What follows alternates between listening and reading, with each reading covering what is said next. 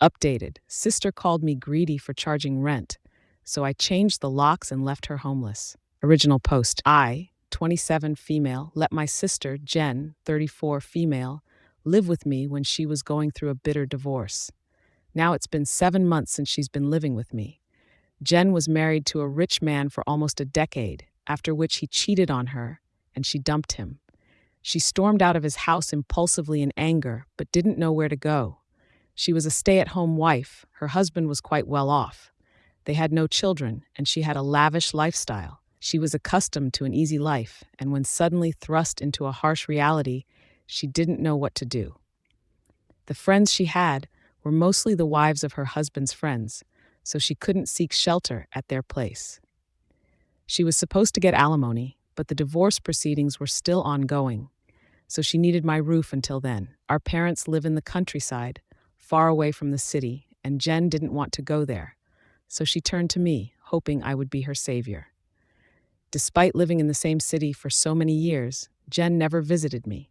She was so busy in her happy-go-lucky life that she never bothered to check on me, apart from the occasional texts and calls. I never needed her help either. I was rolling along just fine. Jen and I shared a decent bond growing up. We have a 7-year age gap, so by the time I gained some sense, she was a teenager living her life. Soon she moved out to live in the city with her boyfriend. She was pursuing a career in modeling back then. She had a couple of relationships before meeting her ex-husband and getting married. She didn't get a big break, just a few gigs here and there. She left her modeling career after she got engaged to her ex-husband. I live in a tiny one-bedroom apartment, barely making ends meet. I had a modest job that just covered my rent and utilities. I wasn't thrilled about the idea of having a roommate, let alone my sister, who had a reputation for being high maintenance and irresponsible. I told her I didn't have a fancy place like her 4-bedroom house, but she assured me she would crash on the couch while I could have my bedroom. She said she was at the lowest point of her life, and all she needed was the basics, a roof over her head. I was still reluctant, but she convinced me, saying the betrayal had made her resilient, and now she wanted to take charge of her life and get a job. I hesitantly agreed to let her stay with me until she could get back on her feet. It's been 7 months since then, and she's still struggling to get back on her own. Looking back, I realize I was naive to think it would be a temporary arrangement. Jen moved in with all her baggage, emotional, financial, and literal. My life was never the same again. The first few weeks were rough. She cried day and night, often locking herself in the bedroom, crying and yelling at her ex-husband over the phone. I tried to be understanding and gave her the space I thought she needed for confrontation. She was going through a tough time. There were many nights I spent on the couch and let her have my bed. Her divorce was ongoing, so she had to show up for lawyer meetings or appear before a magistrate. This was frequent for the first 2 or 3 months, but after that, she hardly went outside. She spent most of her days lounging around the apartment, watching TV and scrolling through her phone. She wasn't doing much job hunting, but assured me she was just taking a break and would soon start looking for work. Weeks turned into months, and my patience began to wear thin. Jen had been living with me for over 7 months, and not once did she contribute to the rent or utilities. At first, I didn't mind covering the expenses, thinking she just needed time to accept reality. Coming out of a decade-long marriage is not easy. I was compassionate towards her because her life had turned upside down in the blink of an eye. But then, last week, I lost my job. It was a punch to the gut.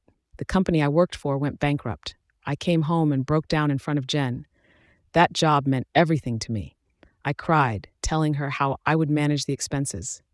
I thought my unemployment would spur her into action, but I guess she has taken me for granted. Though she told me not to worry and that she would find a job and pitch in, I highly doubt she meant any of her words. I don't see her moving her butt to find work. Now, my concern is that I don't think I'll be able to cover rent and bills with unemployment benefits, and the stress of keeping a roof over our heads is becoming unbearable. I told Jen to step up, but every time I approach the subject of rent, she deflects with, "I'm looking for a job," or "I'll start paying you back once I get my alimony," but nothing ever materializes.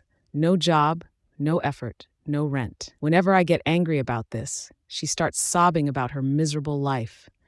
She tells me once her divorce is settled, she will pay me back every penny I've spent on her. I'm not clinging to her words because I know she has her own crap to sort out. I don't want her money either. I just want to get rid of her. I'm afraid to let go of my savings to support her. The likelihood of finding a new job with similar pay in the current market is daunting. To be honest, I have started to resent Jen's presence in my home. She seems completely oblivious to my struggles. Yes, she does help with household chores, but it's not enough. I want her to fend for herself, but I also cannot throw her out, knowing she has nowhere else to go. Oh Lord, how do I get rid of her? Now for the updates. Update 1, thanks for the comments. Sorry for the late update, kind of busy juggling 2 jobs. So yeah, I got 2 part-time jobs and I'm cleaning up on top of it. The situation with my sister got worse. When I was jobless for a couple of weeks, I saw her putting effort into finding one for herself.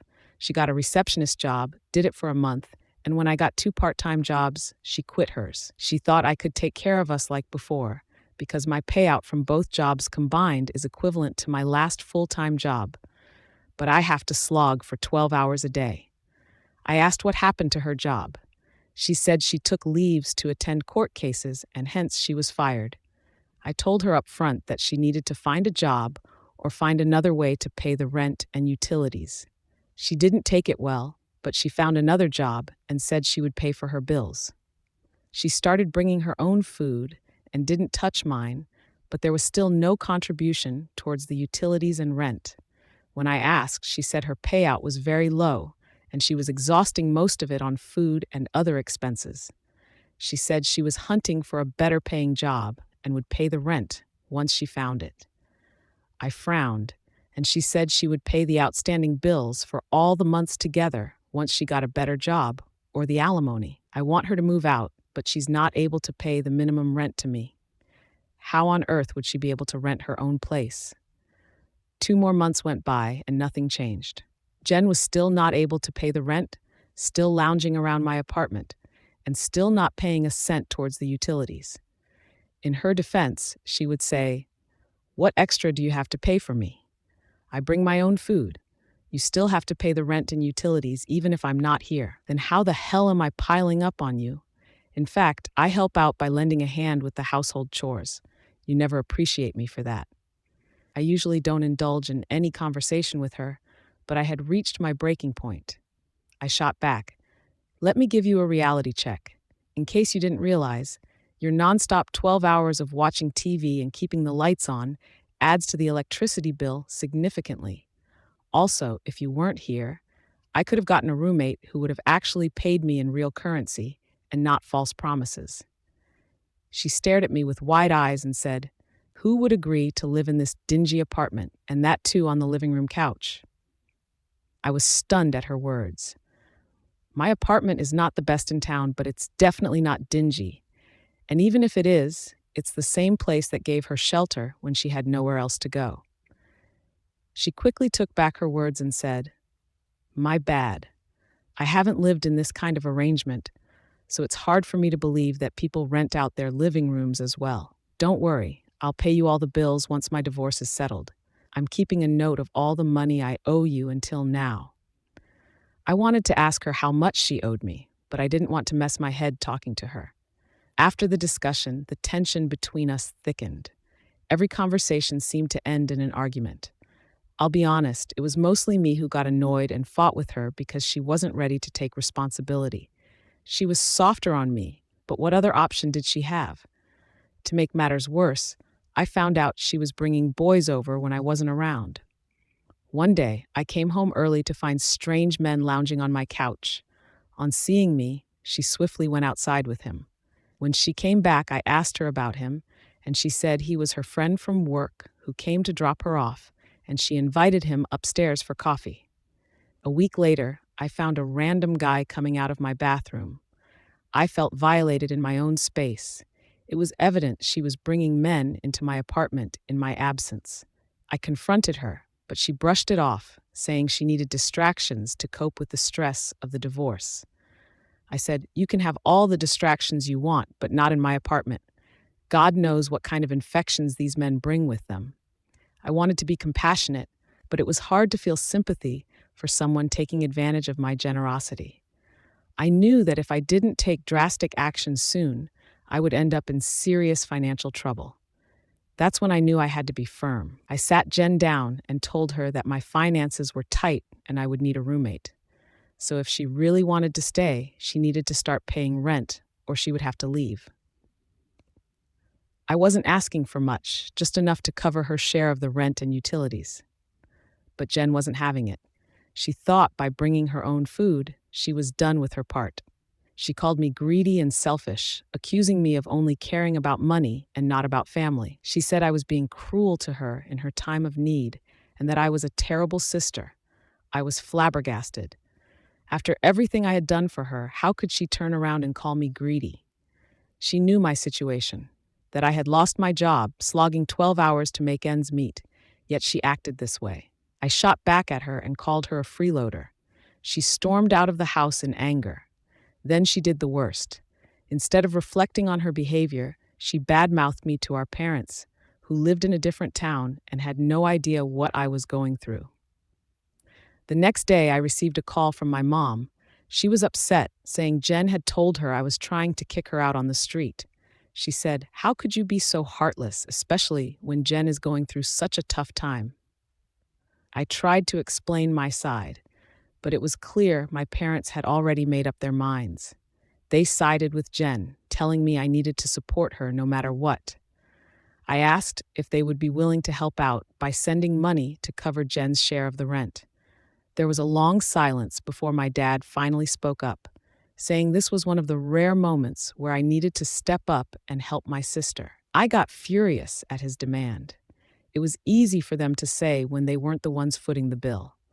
I felt betrayed by my own family, who seemed to care more about Jen's comfort than my well-being. I was miserable, working 72 hours a week and getting paid for only 40 hours a week. I wanted to quit one job and focus on finding full-time work with good pay, but I couldn't quit in this situation. I needed both jobs to make ends meet. It had become mentally and physically exhausting for me. After that phone call, I knew what I had to do. I couldn't keep sacrificing my own stability for Jen's sake, especially when she wasn't making any effort to improve her situation. I gave her one final ultimatum.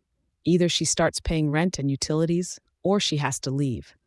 I told her she had 2 weeks to pay or make other living arrangements. Jen was raging with anger. She accused me of being heartless and greedy, but I stood my ground.